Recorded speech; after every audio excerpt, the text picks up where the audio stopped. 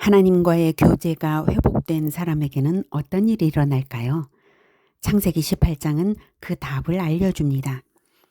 창세기 16장에서 아브라함은 이집트 여종 하갈을 통해 이스마엘을 낳으며 하나님의 약속을 자신의 방식으로 바꾸려 했지만 오히려 13년 동안 하나님과의 교제가 끊어졌습니다. 그런데 하나님이 먼저 찾아오셨죠. 창세기 17장에서 하나님은 언약을 새롭게 하시며 할례를 명하셨습니다. 아브라함은 지체하지 않고 순종했고 그 순종을 통해 하나님과의 교제는 회복되었습니다. 아브라함의 배반까지 덮을 수 있는 은혜가 할례를 통해 확증되었습니다. 할례가 대체 무엇이기에 그럴까요? 할례는 여자의 후손의 피, 독생자의 피 흘림을 약속하는 표입니다. 믿음으로요. 그리스도의 대속 언약이기에 아브라함의 죄를 덮고도 남았습니다. 그래서 언약이 확장적으로 갱신되고 교제가 회복되었습니다. 그리고 창세기 18장은 교제가 회복된 사람에게 주어지는 은혜가 어디까지 깊어지는지를 보여줍니다. 하나님은 어느 날 사람 셋의 모습으로 아브라함 앞에 나타나십니다. 아브라함은 그들을 보자마자 곧바로 달려나가 영접하며 땅에 엎드립니다. 어떻게 알아보았을까요? 하나님과의 교제가 다시 살아 있었기 때문입니다. 영성이 깨어 있으면 하나님의 임재는 설명 없이도 알아보아집니다. 하나님은 오늘도 예상치 못한 모습으로 우리 삶에 찾아오십니다. 문제는 우리가 그분을 알아보는가입니다. 근동의 한낮은 가장 뜨거운 시간입니다.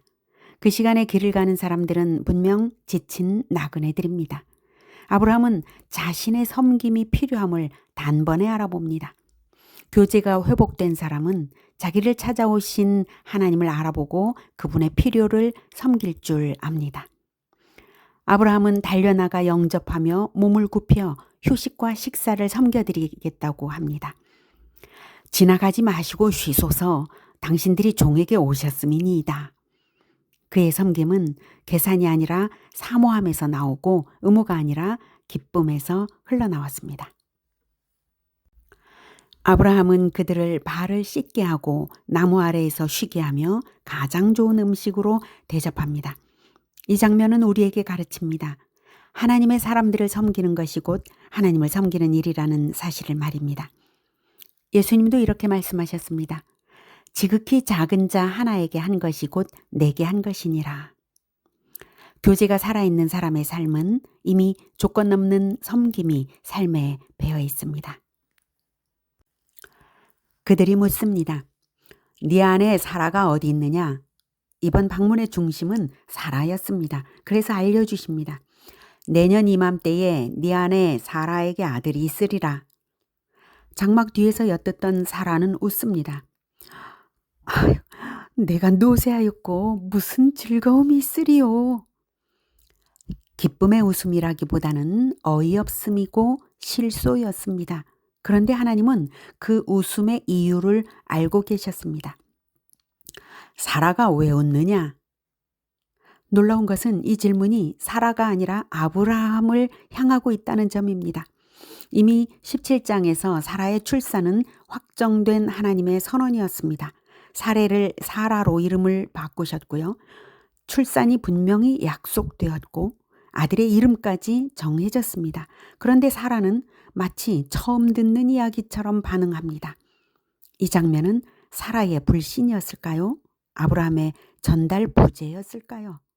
하나님은 아브라함에게 물으셨습니다. 하나님의 언약이 가정 안에서 충분히 전달되지 않았음을 느끼게 하신 것입니다. 그래서 하나님은 사라를 책망하지 않으시고 언약의 대표자인 아브라함에게 말씀하신 것입니다. 내가 이미 말한 약속을 네가 온전히 전했느냐? 이 뜻이지요. 그 질문은 정죄라기보다는 책임을 일깨우는 하나님의 섬세한 개입입니다. 그리고 하나님은 사라가 듣고 있는 자리에서 다시 한번 약속을 확언하십니다. 기한이 이를 때에 사라에게 아들이 있으리라. 하나님이 직접 가정의 신앙 전달자가 되신 순간입니다. 그래서 이 장면의 핵심은 웃음이 아니라 책임이며 하나님의 신실하심입니다. 그리고 그 웃음은 곧 참된 웃음으로 바뀌게 될 것입니다. 아들의 이름이 이삭, 곧 웃음이 된 이유입니다. 하나님은 절망 속에서도 웃음을 주시는 분이십니다. 하나님의 신실하심은 우리의 웃음이 됩니다. 교제가 회복된 자리에는 참된 기쁨의 웃음이 회복됩니다. 그들은 소돔을 향해 길을 떠납니다. 심판을 향한 길이었습니다. 그때 하나님이 말씀하십니다. 내가 하려는 것을 아브라함에게 숨기겠느냐? 그러면서 심판 계획을 넌지시 알리십니다. 왜 하나님은 굳이 이 비밀을 아브라함에게 알려주셨을까요? 그것은 바로 아브라함이 언약 관계 안에 있는 사람이며 여호와의 도를 알고 그 도를 가르치도록 택함받은 사람이기 때문입니다. 그러한 아브라함의 기도만은 하나님이 들으실 것이기에 소돔을 향한 중보기도, 롯을 위한 중보기도를, 아브라함의 중보기도를 기다리고 계셨던 것입니다. 오직 중보의 권세는 여호와의 도를 가르쳐 지키게 하는 자에게 교제가 회복된 자리에서 주어지는 것입니다. 두 천사는 이미 소돔으로 떠났습니다. 그러나 성경은 말합니다. 아브라함은 여호와 앞에 그대로 섰더니 지금 이 순간이 마지막 기회입니다. 하나님은 아브라함에게 기회를 주시고 계신 것입니다. 중보할 사람이 오직 아브라함 외에는 없습니다. 아브라함은 하나님께 바짝 다가가며 간절하게 그 기회를 붙잡습니다. 주께서 의인을 악인과 함께 멸하려 하시나이까? 아브라함의 기도는 간절함 속에 공의를 붙잡고 있었습니다. 하나님의 성품, 곧 공의에 근거한 기도입니다. 세상을 심판하시는 이가 정의를 행하실 것이 아니니까. 공의의 하나님은 즉시 응답하십니다. 의인 50명이 있으면 그들을 위하여 온 지역을 용서하리라. 이 순간 하나님은 심판을 유보하시는 은혜의 원리를 공식적으로 선언하십니다. 그렇습니다. 심판은 의인이 있다면 의인 때문에 유보될 수 있다고 하나님은 선언하십니다. 의인이 있다면 말입니다. 그런데 의인 50명이 과연 소돔에 있을까요? 아브라함은 자신을 더욱 낮춥니다. 나는 티끌이나 재와 같사오나. 그리고 숫자를 낮춰갑니다. 50에서 45, 40, 30, 20, 마침내 10까지. 놀라운 것은 하나님이 단 한 번도 노하지 않으셨다는 사실입니다. 신명으로 말미암아 멸하지 아니하리라. 하나님은 10명의 의인을 위해서라도 도시 전체의 심판을 유보하실 분이심을 스스로 밝히십니다. 하나님은 참으로 심판보다 구원을 베풀기 원하시며 오래 참으시며 의인을 기다리십니다. 중보를 기다리십니다. 중보자를 기다리십니다. 그리고 인류를 향한 하나님의 긍휼하심은 완전한 의인 예수 그리스도의 때를 기다리셨습니다. 여러분의 공동체에는 의인 10명이 있습니까? 우리의 도시에는 그리스도의 이름에 합당한 의인 10명이 있습니까?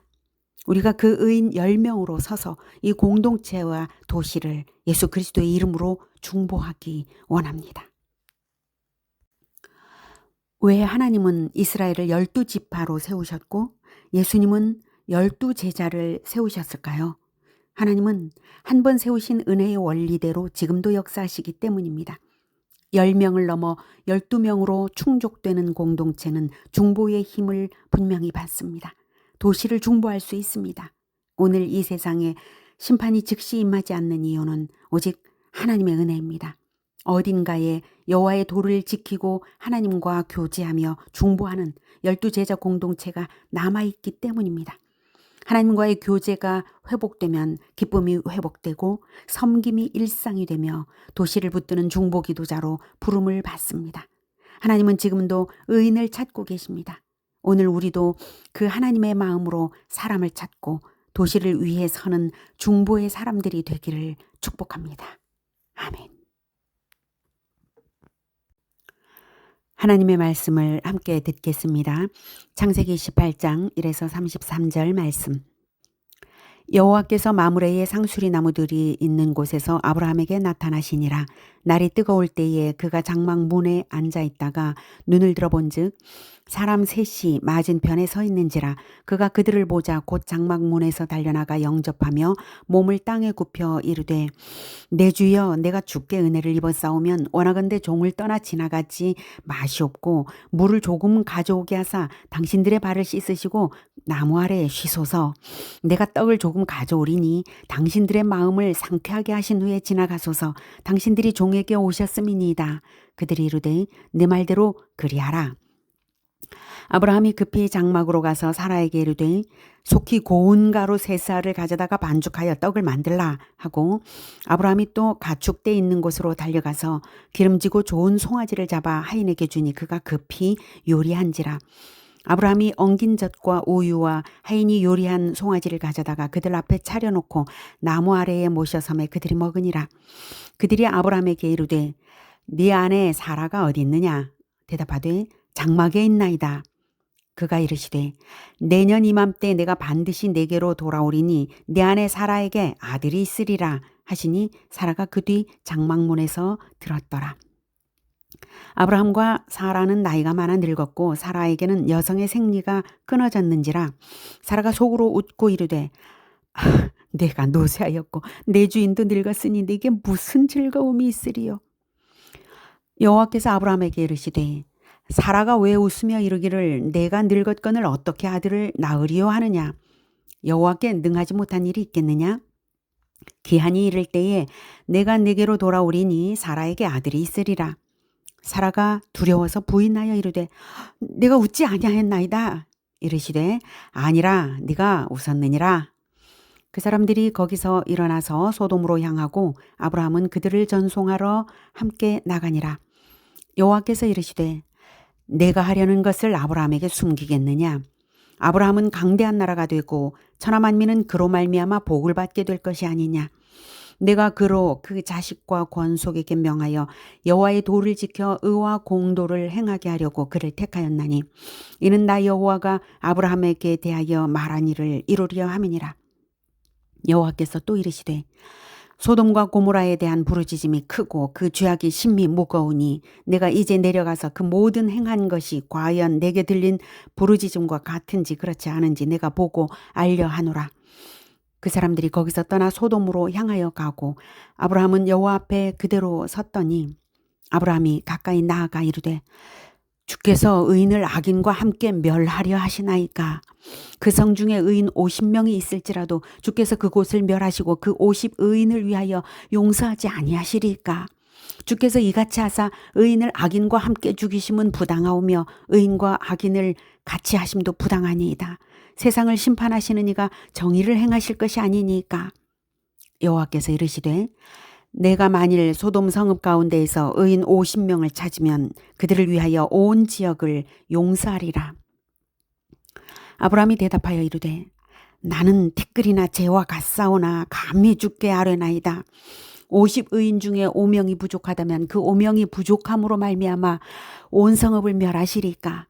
이르시되 내가 거기서 45명을 찾으면 멸하지 아니하리라. 아브라함이 또 아뢰어 이르되 거기서 40명을 찾으시면 어찌하려 하시나이까. 이르시되 40명으로 말미암아 멸하지 아니하리라. 아브라함이 이르되 내 주여 노하지 마시옵고 말씀하게 하옵소서. 거기서 30명을 찾으시면 어찌하려 하시나이까. 이르시되 내가 거기서 30명을 찾으면 그리하지 아니하리라. 아브라함이 또 이르되 내가 감히 내 주께 아뢰나이다. 거기서 20명을 찾으시면 어찌하려 하시나이까. 이르시되 내가 20명으로 말미암아 그리하지 아니하리라. 아브라함이 또 이르되 주는 노하지 마옵소서. 내가 2번만 더 아뢰리이다. 거기서 10명을 찾으면 어찌하려 하시나이까. 이르시되 내가 10명으로 말미암아 멸하지 아니하리라. 여호와께서 아브라함과 말씀을 마치고 가시니 아브라함도 자기 곳으로 돌아갔더라.